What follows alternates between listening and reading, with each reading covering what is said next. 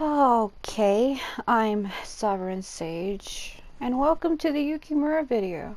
So what I'm going to be doing is I'm going to be going through Yuki's moveset and basically showing everything that he has.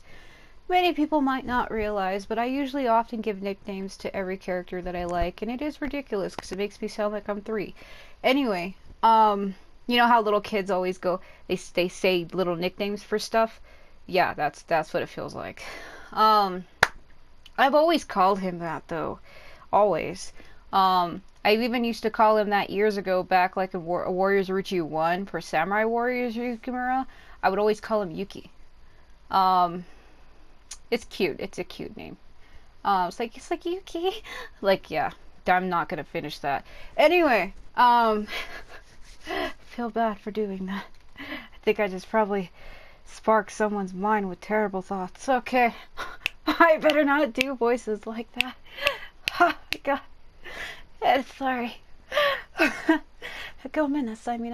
Anyway, so what we're going to be doing, again, like I said, looking at some of his moves. So for basic moves here, from square all the way down to his L1 plus triangle, and then I have a skill revision. There's not an image, I can't show you what it looks like. But where it's highlighted in red down there, where it says L1 in square, I can't, unfortunately, translate what his skill revision is for all characters. That's like the only thing I cannot translate. I can show you what it is, but I can't tell you what it's called, because I would have to go and translate each of the kanji, and even then I would probably do it wrong. I've been known to do that before. So, I don't know what to call it, unfortunately. So normally what I always start with when I do these videos is I start with character image phrases, Giga BASARA tile, Seiyuu, which is voice actor, his weapon, and the element that goes to it. I have a format written out for when I do these videos. So Yukimura's character image phrase in English, it is spears reigning supreme in the heavens. It's over the top as always. And in Japanese, it is Tenpa Sesho. And his Giga BASARA title is a winged tiger. And the Giga BASARA artwork image is a tiger with wings. It looks something like this. So I don't have the sound on because normally I have to talk over characters. So I usually turn it off for these videos. So this is what a Giga BASARA looks like if you have Yukimura either as your player character or as your battle comrade. So his image is on the left.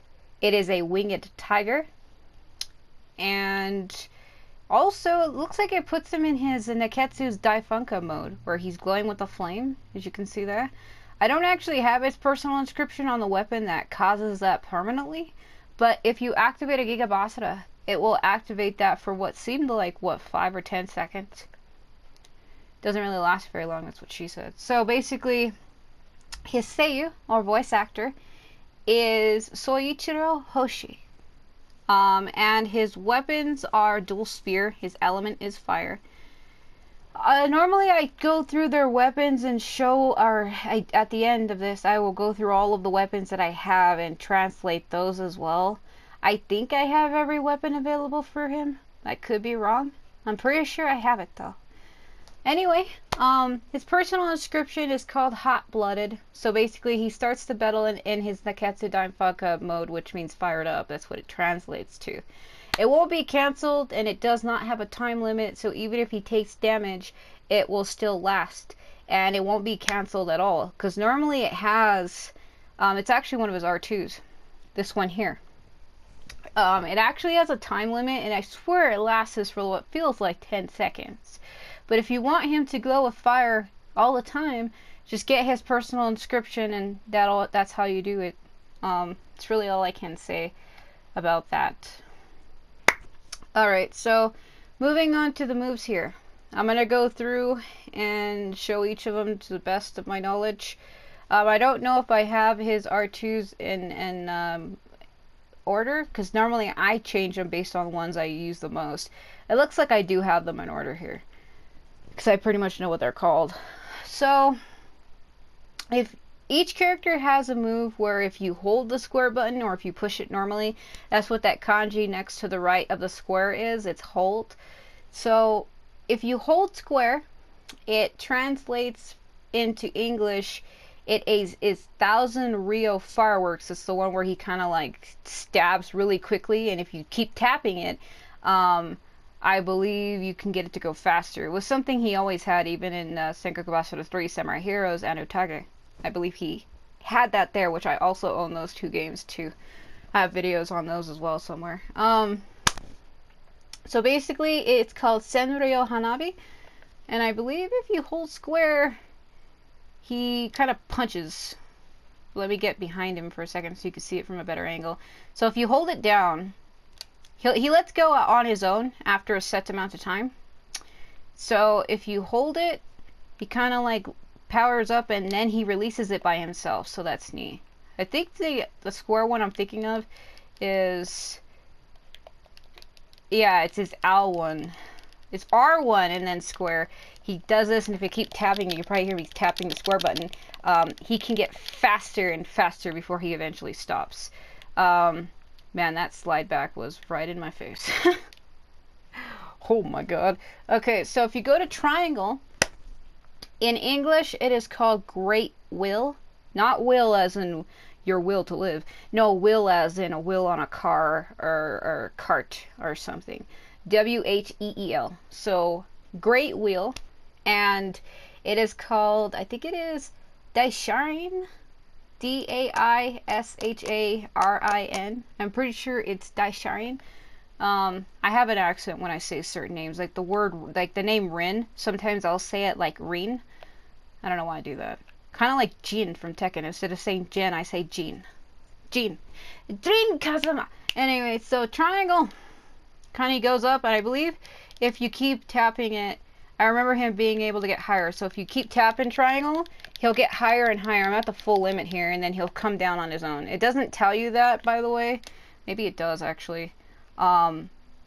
Basically, if you hit triangle once, he'll launch him into the air, and if you keep tapping it, he'll get higher and higher and higher, and he'll come down on his own.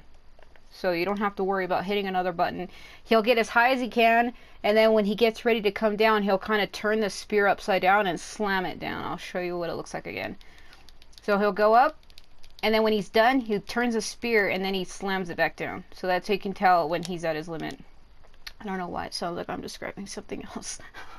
My mind can't take it. Alright, so direction plus triangle. This one is called Fire Rush, or I think it's Hibashiri. So let's see here. Yeah, it's where he just goes forward.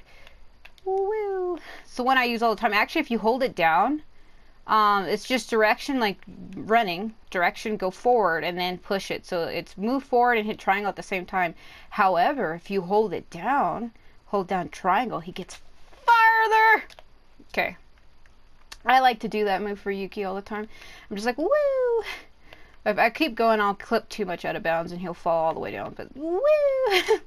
I do that all the time when I play as him. If you've ever seen my Yukimura gameplay videos, you'll see me do this like 90% of the time throughout the entire video. I do that. Don't ask me why, I don't know. So, moving on to his R1. In English, it's called Raging Flames, and in Japanese, it's just called Rekka. R-E-K-K-A. So R1 is the one I was showing. Basically, if you push it once, he just goes like that. However, if you push R1 and then square, and you keep tapping square, he'll get faster. If you just keep tapping the square button like a psycho, he gets faster and faster and faster, and then eventually he stops on his own. It doesn't tell you that, but that's actually a neat trick. So R1 plus square will get him to go faster, and if you keep tapping the button, he pretty much goes as fast as you're tapping the button, and he can go for as long as you're tapping it, but not really, because like I said, he stops it on his own, so there really is nothing you can do about that. It's basically just like his triangle. He stops it on his own. He's like, stop mashing it, that's enough. Okay, on to his L1 plus triangle. In English, it's called Phoenix Drop. And in Japanese, I believe it's Ouhouraku. I said that terribly wrong. It's basically O-U-H-O-U-R-A-K-U. So it's like owl, almost like the word for blue in Japanese, which is owl. And then it's Ouhouraku. So L1 plus triangle. So where he kind of, I don't know if you saw that correctly, he goes up and then he comes down and kind of slams the spears in front of him like, woo! He's fun. Okay, so that's that. His skill revision is L1 plus square. I don't know what it's called, but it's this. Oh god, I go way off the screen. He kind of slashes in front of him twice, so it's like, and he makes like a fire mark in front of him on the ground as well. Like a half circle. It's cool. I don't know what you would call it though. I don't know the translation for it, but that's basically what it is, and that's what it looks like. Again, skill revisions have to be bought. You don't start with those. You have to buy them in the Tenka Metal shop to teach it to the character. You do not start with that. Keep in mind, skill revisions, you do not start the game with those. You have to buy those. That is not something you start with. And it's right underneath L1 plus triangle, L1 plus square right there. You can see it highlighted in red. I can't actually scroll onto it though. It's just underneath it to show that I have it. But I can't actually scroll on it to show you what the image looks like. But that's basically what it is though. This next one's going to be hard for me to do because I clipped him out of bounds to be able to do this video. And if I go too far, I'm afraid he'll drop all the way down under the stage and I'm going to have a hard time getting him out of there. But basically, his first R1 is, in English, it is Crimson Lotus Kick. Fantastic. And in Japanese, it's just called Kyaku. So, it's Guren Kyaku. So basically, I think it's the same thing. If you hit it, and then if you tap the square button, you can get him to go faster. It's really hard. Some people often complain about it.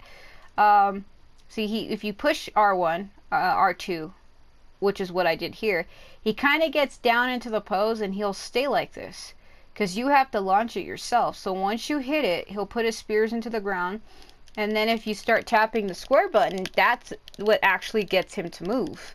Again, he doesn't go very far or very long with it either, but you can't just push it and have him do it. You have to do it for him. So if you hit it, he'll get into the position to get ready for it, and then if you start tapping the square button, then he'll spin and he gets faster over time. Again, you can try to keep it going for a while, but again, he cancels it on his own. That's probably as far as it does go. I don't think it goes any farther than that, but that's what it looks like. Now for his second one, it is called Kouen, which in English is called Tiger Blaze. It's kind of very similar to one of the other moves he has. I believe it's his L1 plus triangle kind of, or the whole square rather. It's similar to that, where he charges. So if you push it, he'll do it. But if you hold down R2 and you hold it down, he'll charge for a little bit, and then his fist will kind of get more fire on it. I think you can hold it for a while. I think this one he does not let go on his own.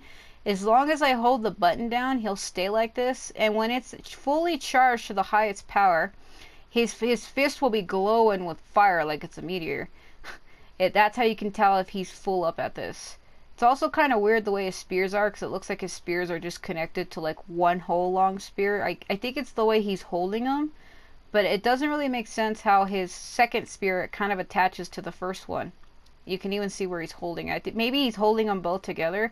But from this angle, it kind of looks like he's only holding one spear. And the second one's just magnetically attached to the other one. But I want to say I believe he's holding both of them together with his other hand. It's not a big deal. But basically, you can hold it until he charges it and then let it go. And that's basically what it looks like. Again, if you just push it once, he kind of just lets go like that, and it's just like one little punch. However, if you hold it, his fist already starts with fire, but the longer you hold it down, it gets more intense, and I believe he also starts glowing with fire. And that's how you can tell if it's at the fullest level. Again, you want to be careful when using that, because you have to hold it down for maybe 2 or 3 seconds to get it to, maybe 5 seconds to get it to charge completely. And if you're fighting enemies, especially on heaven difficulty, you don't have time to stand there and charge anything. So it leaves you open. You're not guarded or protected. So be careful when using that, because you can really screw yourself up big time. And I've been known to do that before. Let's see, 1, 2, 3, 4, 5. maybe almost 6 seconds. So yeah, be careful with that. You will be left open for that amount of time. So the next one is the final one. This is his third R2. It's called Nekketsu Daifunka. In English, it is Fired Up or Hot-Blooded Eruption.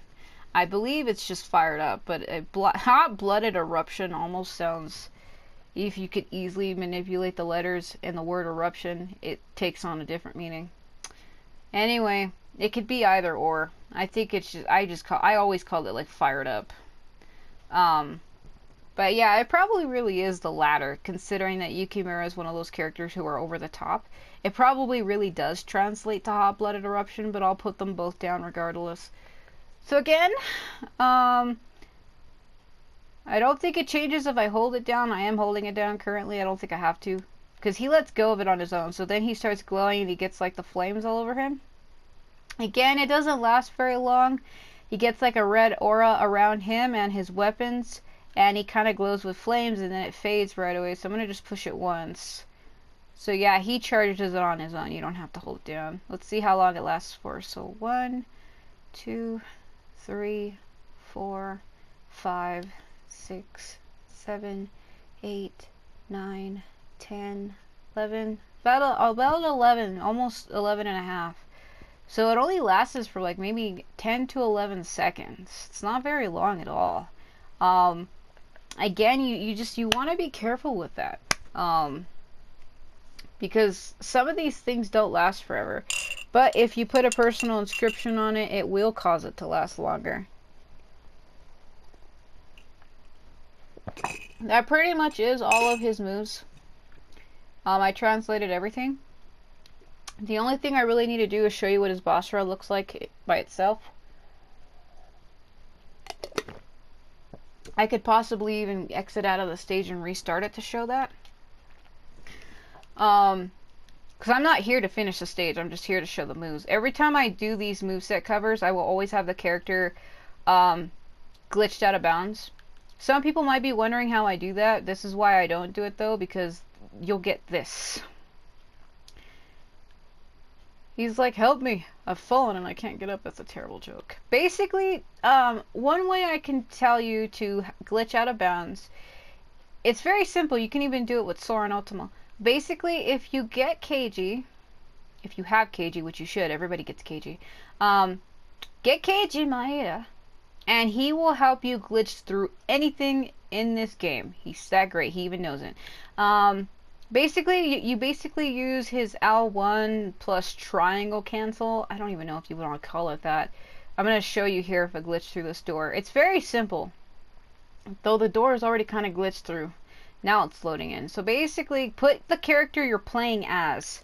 Put him or her, get their back as close to the wall that you plan to go through. Get them as close to it as possible. And you want to hold them there. Then switch to KG. And you're going to want to hit KG's L1 plus triangle move, because it's a cancel. When he shows up, he's like, oh, and he stops, and that's what gets you to glitch out of bounds, or to glitch through walls and doors and mountains and etc. Is because that automatic stop that he does is what gets you to get to the other side. So basically, put the character that you want, their back, and then there you go. You can just glitch right through. Oh my god, I'm gonna watch myself. Basically, that's how you do it. Yukimura isn't actually here. That's the other Yukimura. I cut him into the cutscene, but he is not actually here. He's not actually here. But what's funny about this though is I call it breaking bosses out of their boss rooms. Because currently right now, Yukimura, the cutscene that would load him in has already been played. So if I go back to where he actually is supposed to be, because that other little helmet on the upper middle of the right of the screen, that's Sasuke. But the other lower one on the bottom that's most biggest, I think that's Yuki. Because I think now Tora is the yellow one, the little tiny one. Because Yukimura is the main boss for this stage, so that's why his helmet on the minimap is bigger. Because he's the main boss of this stage. As for Sasuke and Naoto, they are simply many other little bosses, and they're not as important. So that's why they appear much smaller on the map. Basically, that is how you glitch out of bounds. You can do it fairly easily. If I switch the cage really quick so I can look at his moveset. It's this move here. I know it doesn't make any sense, but that's what I pushed to help me do it. Or maybe... yeah, I'm pretty sure it is. Yeah, it's basically just a triangle button even. It's not really bad now that I think about it. It's just this. Basically, it's this direction plus triangle. It's this. If you hit that, that'll cause you to glitch out of bounds. I'm pretty sure that's what he says. It's all I'm gonna put the sound on. I think it's the bottom one. The one here. I'm gonna put the sound back on. So let me go ahead and show you Yukimura's Basara gauge individually. This is what it looks like.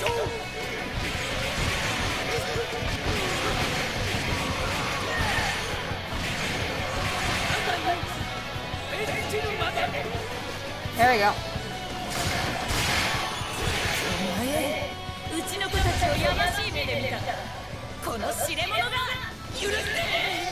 Yeah, I was right. What a death.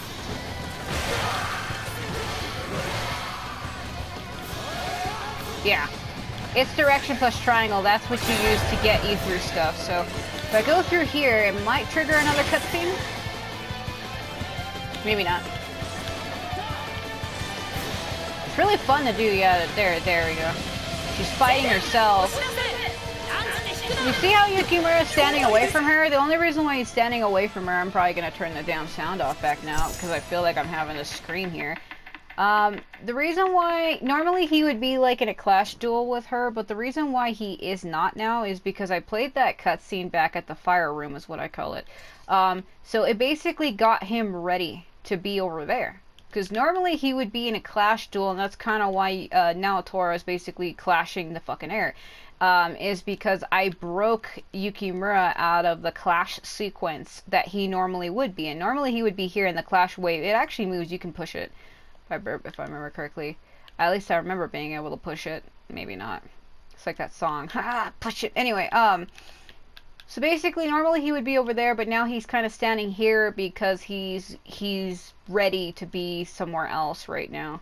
That's what's funny about breaking things out of bounds, is you kind of screw up the sequence of which the game is played. I believe if I taunt in front of him, he might start glowing red. If he glows red, it means so he can be hit, obviously. I didn't realize that he could. I thought he could not. I actually can hit him. Yeah, because like I said, he's supposed to be ready to be somewhere else, so if I defeat him, it might cause the game to freak out. Now Tora's like, hey, what's going on? So yeah, I can actually kill Yukimura here. I can attack her too as well, so I can get them both. So I killed Yukimura. Again, he's the main boss of this stage, so because I killed him early, I killed him out of bounds in an area that he's not supposed to be in. God, this is insane. It's slowing down so bad because the clash is, oh man, that's something. Look at that. It's the power of the sun as we know it, and I feel fine. No.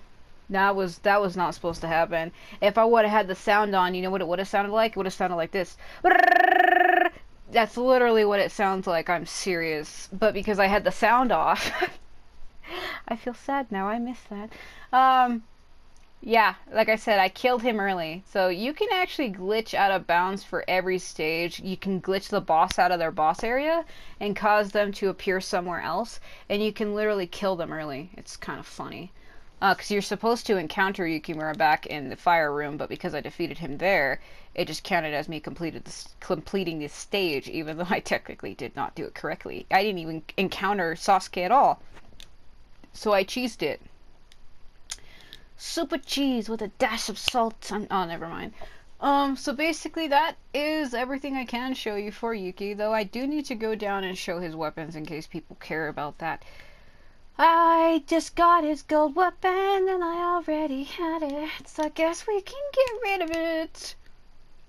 Yeah, so the total amount of weapons that each character can have There's a total of 7 weapons that is unique to each of them, but you can hold up to 40, but in actuality, every character only has 7 weapons. They only have 7, but you can carry 40.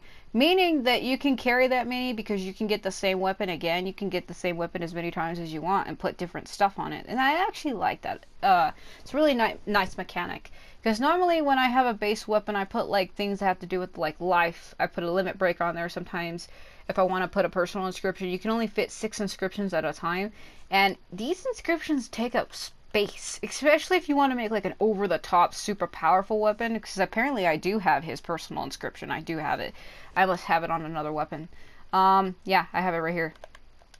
So I do have it to get him to stay in the Daifunka mode. So I'm going to actually equip that temporarily so that I can maybe load up the stage again to show it, because there might be people wondering if I'm actually serious about what I'm saying here. I actually do have his personal inscription. I didn't realize that I did, but it's highlighted right here, which means I have it. Again, so let's go through these weapons. So this is his basic weapon here. It's called Scarlet Silk, or Shura. This is the default weapon that you start with. It's very simple. There's really nothing too fancy about it. Also, I'm using a Tenka metal outfit. It can go through the outfits real quick too. So this is a Tenka one. Basically, it just gives him a helmet, kind of like Shingen. Then you have an alternate that's unlocked once you complete either Sengoku creation route or drama route. You will unlock this. This is just an alternate jersey outfit.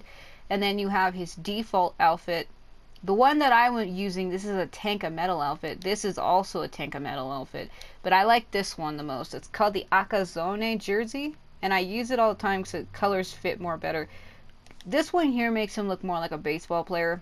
And Japanese often do like baseball a lot. I guess it's one of their favorite sports. That's what I've been told anyway. I don't know.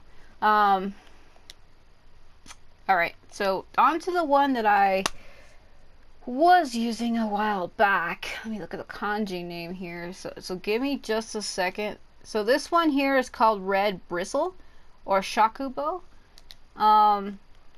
Let's see here. This one's kind of cool. It looks like a sacred flame thing. It's really short when you look at it. Like the spear range doesn't look like he would have a long reach with it, but it is really fancy. I like the whole flame as a blade. That's so over the top. It's ridiculous. I like that weapon. I'm actually, you can see where I've already been slowly starting to work on it. So this one here, the one that I was just wielding a little bit ago, I believe this one is called Suzaku, which means phoenix. So this is Suzaku. It's not like Suzaku from Code Geass. I don't know why I like that anime. Anyway, or Suzaku from Neo. In Neo, I have a Nigitama called Suzaku. That's not important. Alright, so let's see here. This one here, I believe, is called Koga, which is Crimson Fang. Yeah, Koga's Fang. Or Kiba, actually, is Fang, but what am I talking about here? Yeah, so this is what this one looks like. I don't actually have his fire element on it, otherwise it would be glowing with fire as well, so it's not as cool to look at. This one, I think he has a joke weapon. This might be it. Yeah, this one is called Nekketsu Toso, which is hot-blooded combat scrapers. So this is a joke weapon. Every character has a joke weapon, so if I had his fire element on it, it would be glowing with fire. That cotton mechanic or physics or graphics they got here, it even moves like a cotton ball, and it's really like blurrish when you look at it, and it's like, what the holy shit? It's literally cotton swabs. It's kind of funny, actually, especially if you did have a fire element on there, it'd be ultra ridiculous. So this one here is called Shura Gold. It's basically his default weapon, but a gold version of it. There's really nothing more I can say. That every character has a gold weapon and it sparkles, and it's really cool to look at. But they can be weak unless you yourself level them up and make them stronger than what they appear to be. It also almost looks like he has a light element on it, because if you look at the bottom of the hilt of the spear, you can see like a bright shining thing, but that's just because it's gold. It does not mean that it has a light element to it. It does not. He does not have a light element. His element is fire and nothing else. And this one here is Kokoso Light Tiger Claws, or that's his DLC weapon that would change his element to light, which is why I brought it up. This one here is actually Shura Unsigned. So this is again his default version, but it kind of changes it, like he gets flames on it now, and it just basically, it's like a blacker, silver, or redder version of his default weapon. I guess it's kind of cool to look at. I guess. I mean, it's more like, this is supposed to be like his default version of the weapon, but it's more redder with fire, and it's like over the top. It's cool to look at. It kind of reminds me of something that has to do with like NASCARs. I don't know why. When I look at it, that's what I think. So this is the one I use for him. It's basically kind of like his default weapon. Pretty much, it pretty much is. That's really all I can say about that. So, yeah, I think this is his default weapon that I maxed out for him. This is Shura Scarlet Silk. Yeah, I don't know why. Yeah, that's just straight up his default weapon. I don't know why I chose to max that one out for him. Normally, because I have this game like 3 times. I believe I used to use this one. This is the one I used to use more often. I believe this is the Suzaku one. I don't really know why I did that. Yeah, this is the Suzaku one. So this one I have his personal inscription on.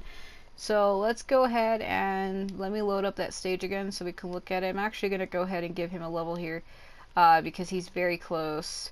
We're going to give him a level as well. So let's give Yuki. So Yuki's now at 100. Yeah, it has been hard for me though, because I've been having to go through and re-level up all of these characters. And it's been real tough because I had already did this once before, and now I'm having to go through and basically quote unquote do it again, and oh man, it sucks. Especially considering the fact that I had maxed each of the characters to 999 on Vanilla 4, then I got Sumeragi and I did it again, and now that I have Sumeragi again for the PS4, I'm having to level them out again for a 3rd time. So that's kind of why I'm like, screw this shit. Yeah, that's why videos like this, it takes me a little longer to actually do them, because I'm having to go back and put more effort into things that I have already done. So that's why these videos are taking a little bit longer. Again, though, you do buy the personal inscriptions from the Tenka Metal Shop. Again, as you can see here, I already have purchased his. You can buy these endless times, by the way, but it's 5,000 to get a personal inscription and 2,000 to get a limit break. So let me go ahead and load this stage up again so that I can show you that if you put a personal inscription on the weapon, it actually does the thing that it is supposed to do. So normally in this mode, or with his personal inscription, he's supposed to be glowing constantly with fire, like you can see here. So it starts the battle in his Nekketsu Daifunka mode, and he will stay like this permanently. So he kind of gets like a red outglow or outline around his entire body and around his weapons. You can even see it's like glowing super furiously. So he will stay like this permanently. And it's cool actually if you're into that. And it'll stay like that, and that's all the personal inscription does. I'm going to go ahead and just show it instead of mentioning it. But that's what it does. As you can see here, he's still glowing, because normally if you don't have a personal inscription, this whole fire thing that he's doing, it only lasts for 11 seconds, as I showed earlier when I was counting earlier. It does not last very long. So that's really everything I can show you for Yukimura. I don't know if you're really impressed with it or if you learned anything. That's really all I can show. I am going to be doing this for all characters, but as I'm having to level up all of the characters, at least you can get a character, you have to get them to at least level 50 to have all of their R2s unlocked. Because at 30, you only get like one. You only have one at that time. I believe if you get them to level 50, it will have all 3 R2s unlocked. And I can't really show them for a lot of characters because there's some characters who I don't really like or care for often, and they're not even leveled up to that point. So that's kind of why I can't really do all characters right now. So I'm only working on the characters that I can do. However, they all will be done at some point. They all will be, regardless if I like them or not. I will have videos like this for every character in the game. But like I said, you just kind of have to wait a while. I do them as I do them. It is taking me a while to do so because there's so many characters in the game. For me to try to get at least all of them to level 50, even those who I don't use, it is going to take a lot of time. Though one way to be able to level up quickly is to take a character to the Takara Otoko Dojo, and you can level up anywhere from up to 10 to 20 levels at a time. Especially if you play on the higher difficulty, you can level up fairly quickly. The only thing is I don't really care for other characters. So like I said, I could take characters that I do like and use them to build up points to use for other characters, which is what I normally do. But even that still takes time as well. But again, thanks for watching if you did. I'm Sovereign Sage. Yukimura just went flying. And KG's down for the count. Oh boy. Yeah, this is on Heaven difficulty, so he's not up for this, which is kind of pointless considering the fact that he is way higher leveled than Yukimura and he just got insta-killed. So that sucks. Okay, let me go here and turn this.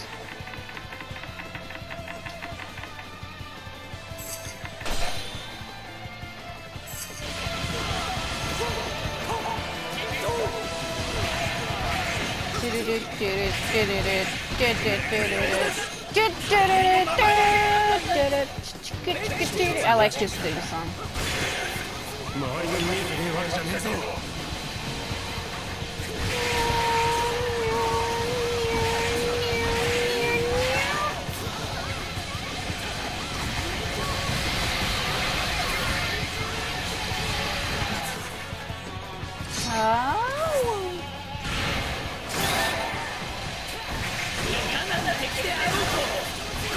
Oh man, that flash is following me.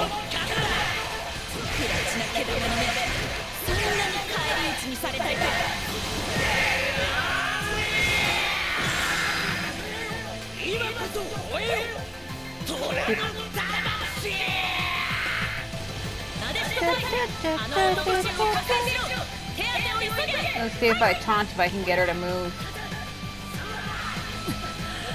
There we go. Come on. Over here.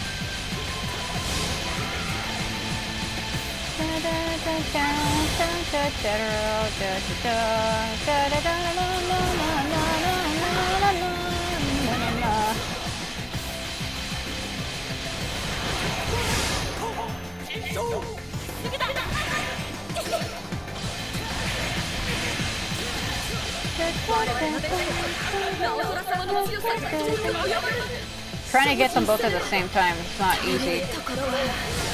Ooh. Come on. Why fight one of me when you can fight two of me?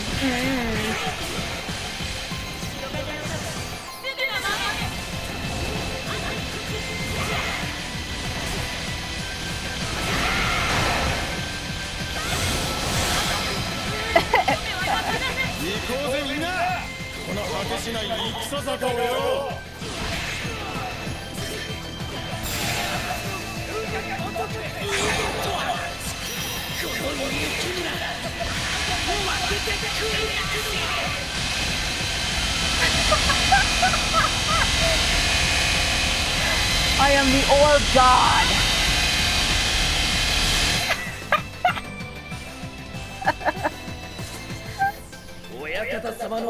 I told you it sounded like that, did I tell you?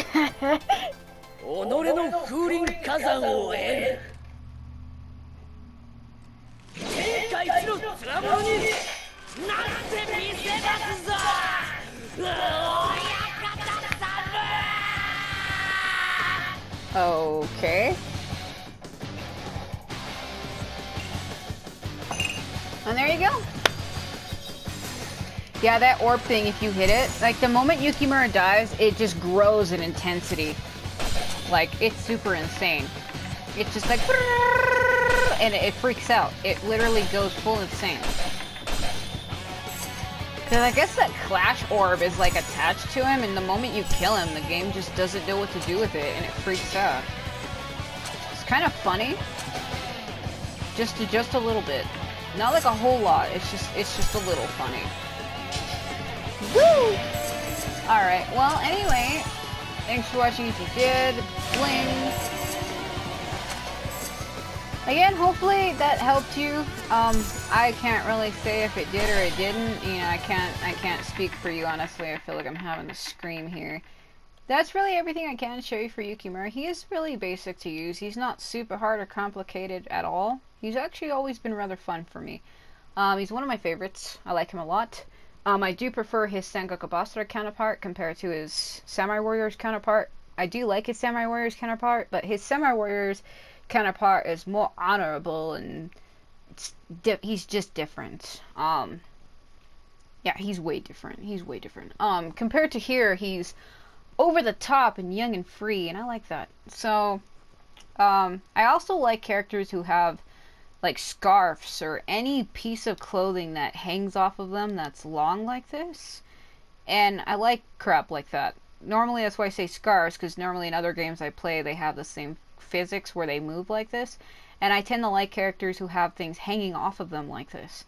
And because Yukimura's headband is super long and I like the way it moves in the wind, I tend to like this Yukimura more. Not only that, I overall just like his moveset. I do find them both attractive, but it's hard to choose one or the other when it comes to attractiveness. But I still prefer Sengoku BASARA Yukimura, unfortunately. Again, though, I guess, thanks for watching if you did. That's everything I can really show and or tell you for Yukimura. That's all of his weapons translated.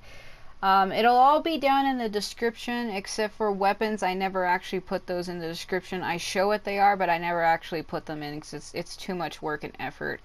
I mean, I could try to start doing that, but I've never really done that before, so it doesn't really make sense why I would do it. The only way I would ever start writing down weapons as well is if somebody asks for it. Normally, I do not.